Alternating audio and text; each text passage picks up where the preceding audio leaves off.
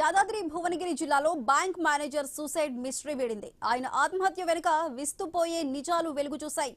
ఆత్మహత్యకు ముందు కుటుంబ సభ్యులు, స్నేహితులకు పంపిన వాయిస్ రికార్డ్స్ కలకలం రేపాయి. తనకు ఆర్థిక ఇబ్బందులు లేవని, వచ్చే శాలరీతో జీవితం సాఫీగా సాగిపోతుంది, కానీ తనలో ఆ అదృశ్య శక్తి ఆవహించిందన్నారు. ఆ శక్తి తనను ఆత్మహత్యకు ప్రేరేపించిందని, చావు తనను పిలిచింది, అందుకే వెళ్తున్నా అంటూ వాయిస్ రికార్డ్ ఫ్యామిలీకి షేర్ చేశాడు. మొబైల్ ను చెరువు గట్టు వద్ద వదిలి బీబీ నగర్ చెరువులో దూకాడు బ్యాంక్ మేనేజర్ సురేంద్ర. డెడ్ బాడీని బయటికి తీసి పోస్టుమార్టం నిర్వహించి కుటుంబ సభ్యులకు అప్పచెప్పారు. అయితే ఈ ఘటనపై పోలీసులు కేసు నమోదు చేసి దర్యాప్తు చేస్తున్నారు. మరి దీనికి సంబంధించి మరింత సమాచారం మా ప్రతినిధి కిరణ్ అందిస్తారు.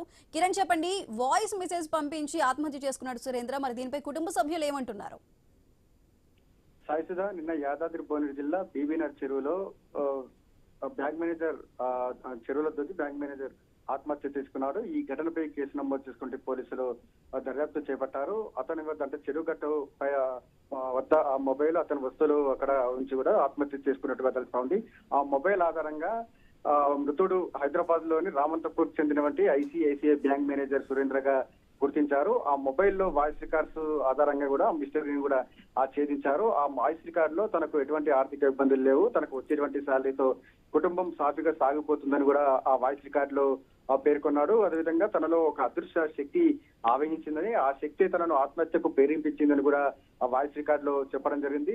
ఆ అంత్యక్రియలకు సంబంధించి కూడా నిర్వహించాల్సిన ప్లేస్ ను కూడా ఆ వాయిస్ రికార్డ్ లో పేర్కొన్నాడు. కుటుంబ సభ్యులు మృతదేహాన్ని కూడా అప్పచెప్పారు. పోస్ట్ మార్టం నిమిత్తం శవాన్ని కూడా కుటుంబ సభ్యులకు అప్పచెప్పడం జరిగింది. మొత్తానికైతే బ్యాంక్ మేనేజర్ మిస్టరీ అంటే ఆ వాయిస్ రికార్డుల ద్వారా మిస్టరీ వీడిందని చెప్పొచ్చు. Right Kiran, thank you.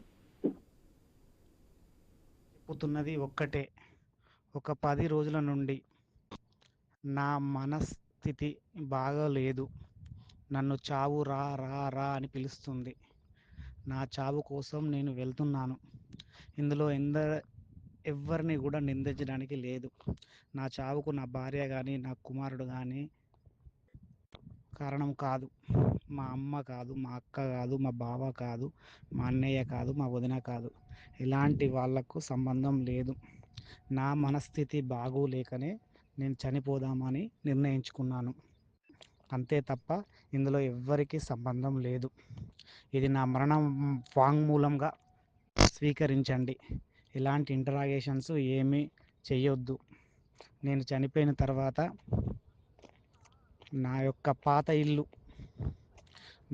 అక్కడే నన్ను అంత్యక్రియలు చేయండి. అందరి